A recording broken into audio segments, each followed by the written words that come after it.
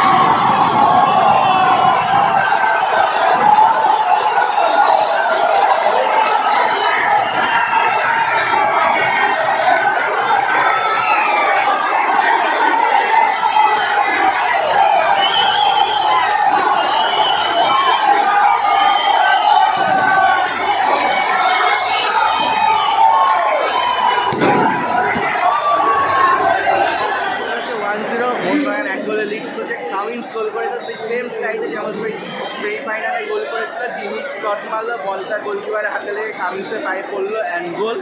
But মানে মোহনবাগান ওইটাই একটা সলিড চান্স পেয়েছিল, সেটা একটা চান্স হয়েছিল এবং গোল করে দেয়। আর এইদিকে ভুড়ি ভুড়ি চান্স মুম্বাই পেয়েছে। আর জঘন্য রেফারিং হয়েছে, মোহনবাগানের যতগুলো ফাউল হয়েছে একটা ফাউলও রেফারিং নেয়নি। আর জাস্ট মুম্বাইকে হালকা করে পুষ্কলি ফাউল দিয়ে দিচ্ছে, তো রেফারিং হচ্ছে জঘন্য হচ্ছে। সে নামে দেখি কী হয়, আরও গোল হবে আশা করছি। দেখা হচ্ছে সে নামে জিতেছে।